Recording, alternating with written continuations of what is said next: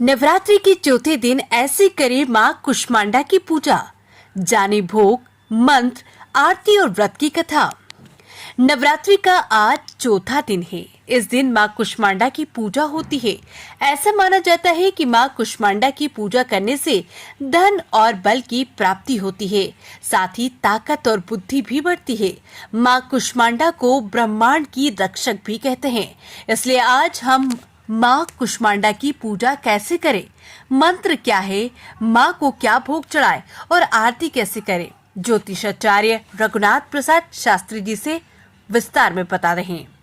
नवरात्रि के चौथे दिन मां कुष्मांडा की पूजा की जाती है और इस दिन विधि विधान से मां दुर्गा की आराधना होती है। भक्त उन्हें भोग में मिठाई, फल और मालपुआ अर्पित करते हैं। मान्यता है कि मां कुष्मांडा की पूजा से सभी मनोकामनाएं पूर्ण होती है और कार्यों में आने वाली बाधाएं भी दूर होती है। दैवीय पुराण के अनुसार विद्यार्थियों को नवरात्रि में मां कुष्मांडा की पूजा अवश्य करना चाहिए। इससे उनकी बुद्धि का विकास होता है। मां कुष्मांडा 8 भुजाओं वाली दिव्य शक्ति है। उन्हें परमेश्वरी का रूप माना जाता है। ऐसा माना जाता है कि मां कुष्मांडा की पूजा करने से सभी काम पूरे होते हैं और जिन काम में रुकावट आती है वे भी बिना किसी बाधा के पूरे हो जाते हैं। मां कुष्मांडा की पूजा करने से भक्तों को सुख और सौभाग्य मिलता है। दैवी पुराण में बताया गया है कि विद्यार्थियों को नवरात्रि में मां कुष्मांडा की पूजा जरूर करनी चाहिए। मां दुर्गा उनकी बुद्धि का विकास करने में सहायक होती है। मां का नाम कुष्मांडा क्यों पड़ा? देवी कुष्मांडा दुर्गा मां का चौथा रूप है। देवी भागवत पुराण में उनकी महिमा का वर्णन है। माना जाता है कि उन्होंने अपनी हल्की मुस्कान से ब्रह्मांड बनाया था, इसलिए उन्हें कुष्मांडा देवी कहा जाता है। सृष्टि के आरंभ में अंधकार था जिसे मां ने अपनी हंसी से दूर किया।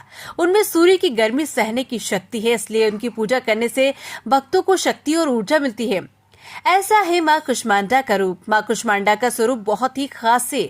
उन्हें दिव्य और अलौकिक माना जाता है। वो शेर पर सवार होती हैं। उनकी 8 भुजाएं हैं जिनमें अस्त्र होते हैं। मां कुष्मांडा हमें जीवन शक्ति देती है। मां कुष्मांडा शेर पर सवारी करती है। उनकी 8 भुजाओं में अलग अलग चीजें हैं। इन भुजाओं में उन्होंने कमंडल, कलश, कमल और सुदर्शन चक्र पकड़ा हुआ है।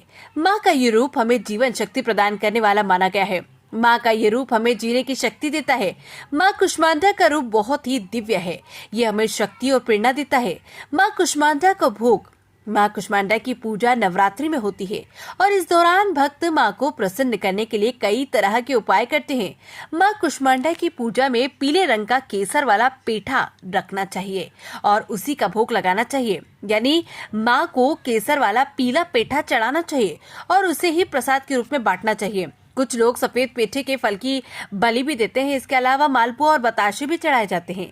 मां कुष्मांडा की पूज्य विधि नवरात्रि के चौथे दिन सुबह जल्दी उठकर स्नान करें और फिर पूजा की तैयारी करें।